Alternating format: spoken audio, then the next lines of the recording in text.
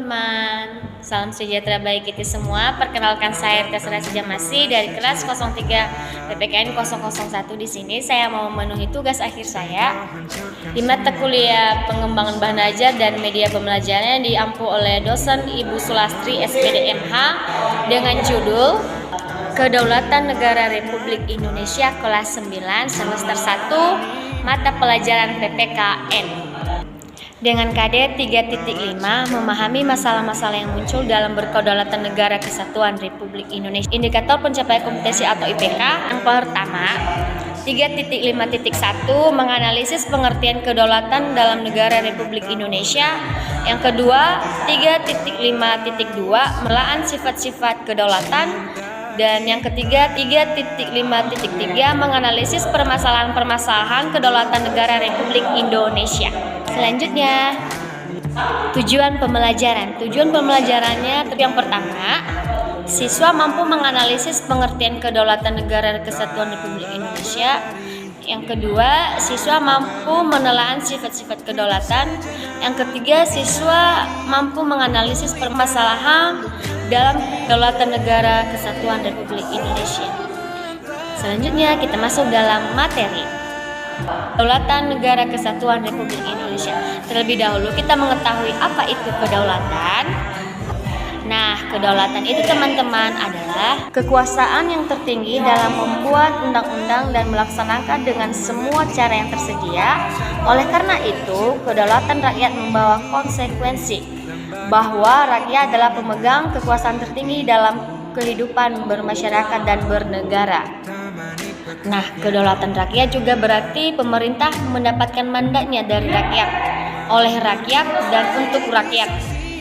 Pemerintahan oleh rakyat mengandung pengertian bahwa pemerintahan yang ada diselenggarakan dan dilakukan oleh rakyat sendiri. Gaya pemerintahan seperti ini disebut dengan demokrasi. Demokrasi adalah pemerintah oleh dan untuk rakyat. Nah, teman-teman, sifat kedaulatan juga memiliki 4 sifat, antara lain yang pertama, sifatnya asli, artinya kekuasaan tidak berasal dari kekuasaan lain yang lebih tinggi. Yang kedua, permanen. Permanen mempunyai arti kekuasaan itu tetap ada sepanjang negara tetap berdiri walaupun pemerintahan sudah berganti. Yang ketiga, tunggal. Artinya, kekuasaan itu merupakan satu-satunya dalam negara dan tidak dibagikan kepada badan-badan lain. Dan yang terakhir, tidak terbatas. Artinya teman-teman, kekuasaan itu tidak dibatasi oleh kekuasaan lain. Kemudian lanjut. Nah, kedaulatan juga mempunyai bentuk loh. Kedaulatan mempunyai bentuk terbagi atas 2. Yang pertama, kedaulatan ke dalam dan kedaulatan keluar.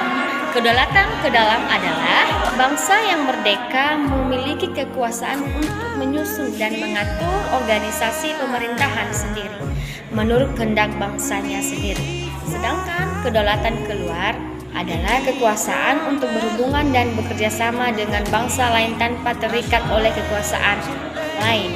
Nah, kedaulatan juga mempunyai teori. Teorinya antara lain kedaulatan Tuhan, kedaulatan raja, kedaulatan negara, kedaulatan hukum, kedaulatan rakyat. Pembagian dalam negara dibagi atas kekuasaan, yaitu legislatif, eksekutif, dan yudikatif. Nah, kedaulatan juga mempunyai prinsip antara lain. Nah, kedaulatan juga dalam negara Republik Indonesia memiliki prinsip antara lain negara Indonesia dan negara kesatuan yang berbentuk republik. Yang kedua, kedaulatan berada di tangan rakyat dan dilaksanakan menurut Undang-Undang Dasar. Ketiga, negara Indonesia dan negara hukum. Keempat, presiden tidak dapat membekukan dan atau membubarkan Dewan Perwakilan Rakyat. Yang kelima, menteri-menteri diangkat dan diberhentikan oleh presiden. Dan yang terakhir, MPR hanya memberhentikan presiden dan atau wakil presiden. Syarat terselenggaranya pemerintahan yang demokratis di bawah rule of law yaitu pertama, perlindungan konstitusional. Kedua, badan kehakiman yang bebas dan tidak berpihak. Yang ketiga, pemilihan umum yang bebas. Yang keempat, kebebasan menyatakan pendapat. Kelima, kebebasan berserikat, berorganisasi dan beroposisi. Terakhir, pendidikan kewarganegaraan. Nah, teman-teman, ternyata musyawarah mufakat harus berpangkat tolak pada kedaulatan. Yang pertama, musyawarah mufakat berkat inti kerakyatan yang dipimpin oleh hikmat kebijaksanaan dalam permusyawaratan atau perwakilan. Yang kedua, pengambilan keputusan harus berdasarkan kehendak rakyat melalui hikmat kebijaksanaan. Yang ketiga, cara mengembangkan hikmat kebijaksanaan harus berdasarkan akal sehat dan hati nurani luhur serta mempertimbangkan pemerintahan dan kesatuan bangsa serta kepentingan rakyat. Yang keempat, keputusan yang diambil harus dapat dipertanggungjawabkan secara normal kepada Tuhan serta menjunjung tinggi nilai kemanusiaan dan keadilan. Dan yang terakhir, keputusan harus dilaksanakan secara jujur dan bertanggung jawab. Nah, perbedaan antara demokrasi Pancasila, demokrasi liberal, dan demokrasi sosialisasi antara lain bisa dilihat.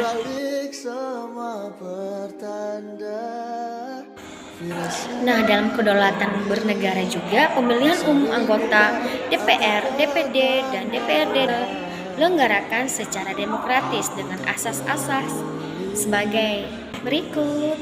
Pertama, langsung atau rakyat sebagai pemilih berhak memberikan suaranya secara langsung sesuai dengan kehendak hati nuraninya tanpa perantaraan. Karena kebanyakan sekarang dalam pemilihan teman-teman banyak yang menyumbang atau main curang dalam pemilihan DPRD, DPD, dan DPRD. Yang kedua, umum. Yang ketiga, bebas. Yang keempat, rahasia. Yang kelima, jujur, asas jujur. Dan yang terakhir, adil. Pengertiannya sudah tertera di PPT di atas, bisa dilihat sendiri. Nah, teman-teman, ternyata di Indonesia ada 3 sistem pemerintahan. Yang pertama, sistem parlementer. Yang kedua, semi parlementer, dan terakhir presidensial.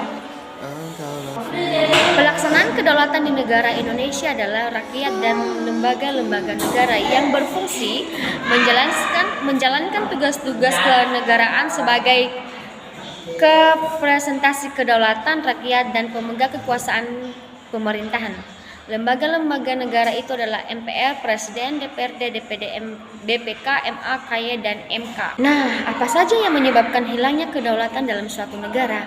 Nah, teman-teman, jawabannya, penyebab hilangnya kedaulatan suatu negara itu bisa terjadi karena kalah perang, adanya intervensi dari pihak lain, rakyat yang melakukan penolakan akan pemerintahan atau makar dan memberontak. Apa bentuk kedaulatan negara Indonesia saat ini? Jika teman-teman bertanya apa itu bentuk kedaulatan negara Indonesia saat ini, jawabannya adalah negara Indonesia adalah negara yang berdasarkan atas kedaulatan rakyat. Landasan hukum negara Indonesia menganut kedaulatan rakyat ditegaskan dalam Undang-Undang Negara Republik Indonesia tahun 1945. Kesimpulan dari kedaulatan negara Republik Indonesia adalah kedaulatan dalam negara sangatlah penting karena kedaulatan adalah kekuasaan tertinggi suatu negara. Manfaatnya, teman-teman, untuk menyelenggarakan ketertiban negara dan kemakmuran rakyat. Demikian, teman-teman, terima kasih. Sehat selalu.